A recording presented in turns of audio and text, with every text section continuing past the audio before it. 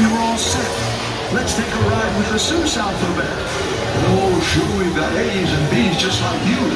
But we might have a few extra ones, too. Now, A is for apple, as everyone knows. Too bad we don't happen to have some of those. But look out for B. A bodacious blue bubble. And bumblebees buzzing won't cause you much trouble. C is for cookie. Who said that? Please stop. This C is for the Circus McGurkus Big Top.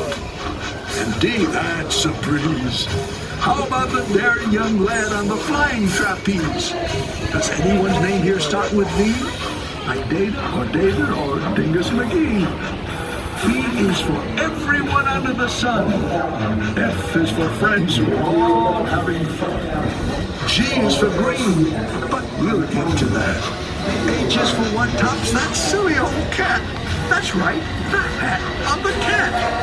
Or maybe just for the old hip, hip, hooray. Yeah, you can do it. Say hip, hip, hooray. Goody for you. We could do that all day. I is for icing on top of a cake. And J is for jumping right into a lake. At the new Magoo Zoo, you'll find King Kerchoo lording it all over K and L too. When you come down the road, did you happen to see a sign for a village called MNOP? O is for opposite. North and south going Zaxes. Stubbornly stopped, unbudged in their traxes. P is for perfect. A day at the beach. Q is for quick. Look, that must be a sneetch. Now back to G. Why? For green eggs and green ham. I really like them, I do, Sam, I am. R is for roundabout.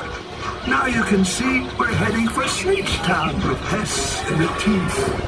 Uncle Ub's umbrella is a triple for you. And he just might throw in his underwear, too. V is for the visitors here on vacation, here to see us from many great nations.